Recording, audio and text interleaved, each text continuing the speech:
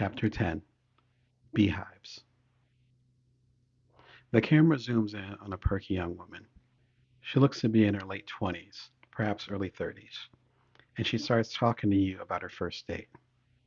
How the restaurant had to kick them out because they talked until it closed. How she looked in his eyes and could tell he was the one for her. About that instant spark. You know, the spark you feel when you click, connect with someone. The distant strains of Natalie Cole's Everlasting Love, also used in the Diane Lane movie Must Love Dogs and other modern divorcee looking for love films, begins to swell in the background. Her husband, see the ring flashing as he's gesturing, is now talking to you about the same incident, but he has a different, complementary interpretation. A gray, honey voiced old man begins talking to you. His face seems to take up the whole screen. Aren't you tired of dating? He asks. Find your soulmate. He tells you that eHarmony uses scientific data to match people together. There is a science, founder Dr. Neil Clark Warren implies, a science to chemistry, something his company eHarmony analyzes and gives to its subscribers. The Pew Institute's first online dating survey, released in 2006, found that one out of every three people knew someone who belonged to an online dating service, and more than one in four knew someone who had gone out with a person they met online. Nearly overnight, it seems, dozens of similar sites emerged, the Atlantic Monthly wrote the same year as a survey. Online dating has become almost de rigueur for busy singles looking for love. The Los Angeles-based eHarmony alone had 9 million members. Up the coast, California developers Tom Anderson and Chris DeWolf were also convinced social technology was going to be the next big thing. They worked within a computer company, eUniverse, and began MySpace, the first mainstream multimedia blog. A disputed history has MySpace calling its concepts from eUniverse CEO Brad Greenspan, a man who called himself, quote, the true founder of MySpace. After a 5-minute setup on MySpace, you can type in your interests, post messages and music, and make new friends who, in turn, will provide links to their personal web pages. It would be a test of 6 degrees of separation, a concept that every single person knew every other person in the world through a maximum of 6 connected people. Every personal site is 1 page deep, but can scroll down as much as someone could fill it up with new friends and content. The average MySpace site would have a small box of bio information: 22, Los Angeles, California, Sagittarius, an uploaded picture serving as a background, usually a personal pic or a favorite band photo, and stacks of friend testimonials reminiscent of high school yearbooks. You are the coolest. Stay sweet. Wired News called it a highly customizable amalgam of blogging, music sharing, and social discovery services. A typical page is a near perfect reflection of the chaos and passion of youth. A music filled space, rudely splattered with photos, and covered with barely legal prose rendered in font colors that blend together and fade into the background. MySpace grew to have 70 million users, roughly one-fourth the population of the United States. Geriatric mogul Rupert Murdoch bought the site for $580 million. Within weeks of the Rupert Murdoch News Corporation purchase, ABC, CBS, and NBC, influential papers such as San Francisco Chronicle and other major news outlets began covering MySpace in earnest as a virtual smorgasbord for teen predators. Popular among kids, MySpace entries often gave detailed personal information, if not actual data on their location. It was like a diary to the open world. This site, said the Connecticut Attorney General, is a parent's worst nightmare. MySpace was not the only site of its kind. Before MySpace was a popular networking website called Friendster, and after MySpace, Facebook became the most discussed site. Launched in 2004 by student Mark Zuckerberg as a college networking website, Facebook grew into an older skewing version of MySpace. Newsweek featured Zuckerberg on the cover. On the inside, the featured story told what happened when Facebook had one of its rare maintenance shutdowns. Over the course of those 4 hours, I probably tried to get in 5 or more times. I'm addicted to Facebook, one person lamented. She was a 40-year-old mother of three. As Facebook began, Linden Labs released the program Second Life. It was a 3D virtual world where you can create an avatar, a digital representation of yourself, and buy land with real money, mortgage a virtual home, get married, get drunk, make new friends, start a money-making business. In other words, you could begin and live a new life. That was it. Second Life was a video game with no video game in it. The virtual world remained quiet until Wired and other tech tastemakers began claiming Second Life could be Web 2.0, an almost mythical multidimensional internet that would take over the now dated World Wide Web. The New York Times, Time Magazine, and others discovered the program in 2006. A woman whose avatar name was Anshi Chung became the first Second Life resident to become a millionaire in real life. The value of the Second Life Linden dollar fluctuates like a real economy, but was roughly $300 Linden to every US dollar in 2006. She did it by buying up virtual real estate and flipping it for a higher price. Sony, Nike, and other companies created virtual stores with real products. Reuters opened up a Second Life branch.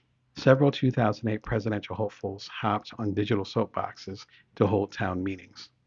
By May 1st, 2007, Second Life had 6 million citizens, though critics argued that this figure was inflated since some people had multiple avatars. Second Life visitors could actually modify the virtual world. Aside from a few restrictions, Linden Labs took a very hands-off approach to its universe. One of the first modifications was by visitor Kevin Alderman, known in the world as Stroker Serpentine. He created Sex Gen Platinum, a $45 modification that gave an avatar realistic genitalia and the ability to have detailed virtual sex with a partner. He would later sue another Second Lifer for stealing and distributing the applet, making it the first known lawsuit over a stolen digital dildo. A popular website called SL Escorts listed and ranked avatar prostitutes based on user feedback, linking the virtual world concubines to their real-life handlers for a potential Second Life meet and greet. I love all sorts of sex play, from the innocent schoolgirl to the sex slave with or without torture. Read an ad for one leather-clad escort. You can just IM instant messenger me, and I'll be very happy to content to your deepest desires. It was followed by this itemized listing in Linden Lab dollars. Blowjob, 315 Linden Lab bucks with clothes, 500 Linden Lab bucks, show tits.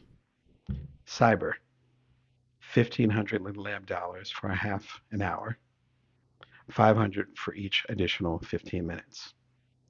Voice, 2,000 Linden Lab dollars for 15 minutes, Second Life voice, 3,000 Linden Lab dollars for 30 minutes, Second Life voice. The developing virtual world brought new sexual ethics to the forefront, and books like Regina Lynn's The Sexual Revolution 2.0, Audacia Ray's Naked on the Internet, Hookups Downloads, and Cashing In on Internet Sexploration, and Tim Guest's Second Lives, A Journey Through Virtual Worlds, attempted to navigate what was fair in virtual love. In the Bible, it says something about thinking carnally about another woman as being unfaithful, Guest said at the time. I don't think people nowadays would agree with that. And similarly, I think people who have online sex don't see it as cheating. It's morally okay, a pocket they can put their desires into where they won't threaten their real life relationship. It is a balmy Los Angeles day, and two bikini-clad women are picketing just off a major strip, shouting at any cars or people that pass. Their signs read, "Too naughty for E3." The models are from Naughty America, a multimedia porn conglomerate, and they are protesting their exclusion from the Electronic Entertainment Expo happening at the Los Angeles Convention Center behind them. The E3 organizers decided to ban so-called booth babes, women provocatively dressed, often as video game characters, populating the various company booths. It was a definite change of heart. The predominantly male conference allowed Rockstar Games to bring broad panty strippers a few years before. Contrary to the timing, Naughty America was not saying their promotion were why it was kicked out of E3, but because of its video game called Naughty America the Game. The online title will allow players to hook up with others around the world. Sex in an online game? It's about time, the press kit said. Naughty America the Game is the first of its kind, a massively multiplayer online world that allows players to do what they've always wanted to do, be naughty. After establishing a cartoon-like online persona and doing mundane things like apartment furnishing, you can go hang out in the virtual city's downtown, uptown, or beach. A widely shown screenshot has a buff guy and a cute young woman dancing at the local discotheque. A less circulated picture has a chiseled blonde with a mullet taking a Sylvette busty redhead from behind on his mauve bed sheets. His arms are at her hips, kind of like he's steering a boat with his wrist. In the corner is a meter that reads sexy to freaky. It is in curvy 70s cursive. We are very disappointed to learn of E3's stance towards Naughty America, the game, the company said later. It is the next step in social networking and online matchmaking. It's certainly not intended for everyone, but then again, neither are the number of titles featured at the show. The press called the exclusion a stunt. It was learned later after the announcement that the company just turned in the booth paperwork too late. The change to a more conservative conference was real. The E3 organizers were responding to events from the previous year. Rockstar Games announced its next game, Bully, in 2005, setting up a preview for retailers in the press at E3. Dozens of protesters picketed in front of Take-Two headquarters in Manhattan. This game should be banned, Lynn Carnell from Bullying Online, a British website supporting bullied students, said before the event. The protesters carried signs that said, "Prosecute Rockstar Games. They are felons." And put the cuffs on Rockstar, not youth. I'm extremely worried that kids will play it and then act out what they've seen in the classroom, Carnell said. After the protests, Rockstar Games quietly announced that Bully, originally slated for fall 2005, will be pushed back to April 2006. It arrived on the PlayStation 2 in October 2006. And what could be described as a Grand Theft Auto Jr., Bully is an open-ended adventure at the Gothic repressive Bulworth Academy Prep School.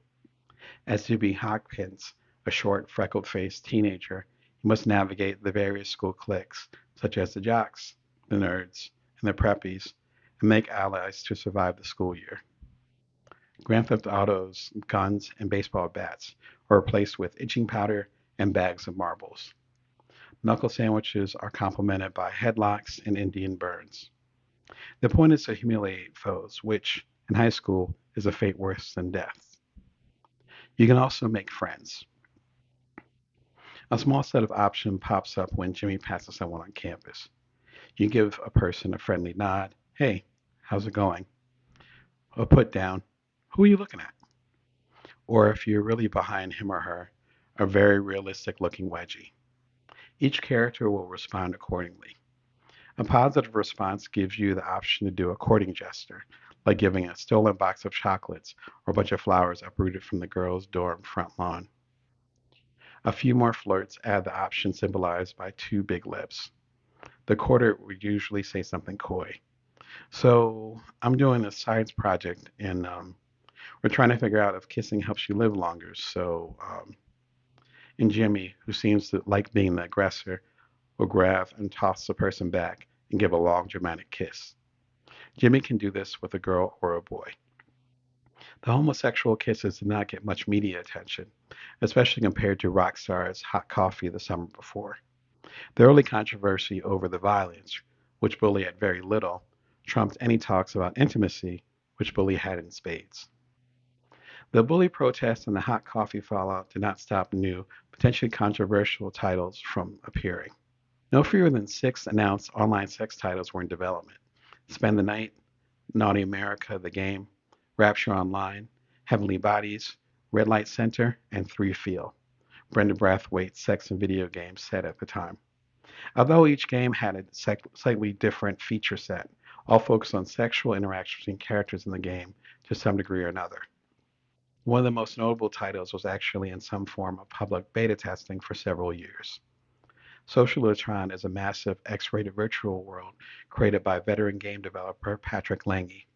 There are no monsters to slay and treasure to find like Ultima Online and other adventures, but Socialitron was made specifically for you to live your fantasy as a pimp, prostitute, pirate, knight, dominatrix, spy, or any other self-created design you see fit.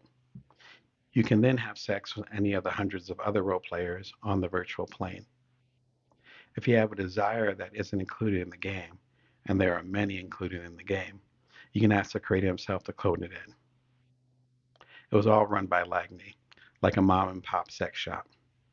He told the tech magazine Sync, "My intent was to fashion something the big companies like Sony wouldn't even touch." Still, according to Lagney's data, female Socialtron players outnumber the men almost 2 to 1. In 2006, authors John M. Gibson and Chris Carl collaborated on a line of calendars called Nerdcore, shot by photographer Sherry Roberts. The first calendar featured porn stars with video games. Mrs. Ember leans against the arcade machine of Williams' classic Defender, her long blonde tresses stopping just short of her ample breasts, and her long legs, actually her whole body, only covered from the calf down. She wears gym socks with gold and purple stripes. Miss November lays on her stomach across a queen-size bed, playing an old Nintendo Game Boy handheld, originally released in 1989. She twists her nude body just right so her untanned behind is in full camera view. The first edition was successful enough for Nordcore to release a second calendar focused on superheroes. It had a launch party at a large Los Angeles comic book shop with an open bar, porn performers, and blow-up posters of the calendar. The tech channel G4 TV and other international outlets covered the event. Masaoka, a lead actor on the popular NBC fantasy show Heroes, came to the party. The same year, Evergreen Events held the first annual Sex and Video Game Conference in San Francisco. This unique conference will focus on the design, development, and technology of sex and video games from a national as well as international perspective, read the website. In addition, this conference will also have a strong focus on business matchmaking and networking. During the conference's 2-day run, it will feature numerous lectures and keynotes, a machinima art show, erotic art and movies derived from video games, as well as panel discussions with leaders in video games and adult development. During the conference's 2-day run, it will feature numerous lectures and keynotes, a machinima art show, erotic art and movies derived from video games, as well as panel discussions with leaders in video game and adult video game development. Panels included Sex and Games, Where Are We Now?, creating a massively multiplayer online erotic game, and integrating international AO success into the US market. AO stood for Adults Only. According to the Sex and Video Game organizers, the original meeting place, the Nob Hill Masonic Center, suddenly refused to hold the conference. The venue was planned well in advance. At the last minute, the conference was moved to the Kensington Hotel. Attendees would get lost in the large building, as the hotelers did not allow the organizers to put up a sign for the conference in the lobby. MTV, Wired, and the Washington Post were able to find the event. There will be no conference in 2007. A few months before the conference, co-organizer and Savannah College of Art and Design game designer professor Brenna Brathwaite released Sex and Video Games. Part history lesson and part action plan, the textbook gave designers perspective on how adult situations could improve their games. It was the first book on the topic released and is the most comprehensive listing of sex-related games available. For new developments, Brathwaite kept an online blog. In the book, Brathwaite seemed optimistic about the future of adult gaming. While the majority of today's games seem to sport one extreme or the other, hypersexualized environments, avatars, or actions, or nothing at all, games in the future will likely not be designed in such a way. Just as love scenes in movies are the norm, and with few exceptions they'll make headlines, so too will games find a comfortable medium. One of the most critically acclaimed games at the time was God of War, a bloody, fast-paced action title based on Roman mythology. Early in the game, the male violent hero rises out of bed, leaving behind two topless women with which he presumably spent the night. While most players may have walked out of the bedroom and started the next game level, you actually have the option to come back to bed. The women will let out an innocent giggle as the bald-headed warrior climbs in between the sheets. The camera slowly pans to a Roman vase sitting precariously on the edge of a nearby nightstand. The game shows you a series of buttons to press.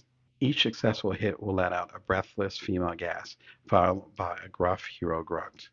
The minigame ends when the vase, shaken by the bed knocking, breaks on the floor. A 2007 sequel had a similar sequence in a medieval bathhouse. Both received a mature rating, the equivalent of a movie R.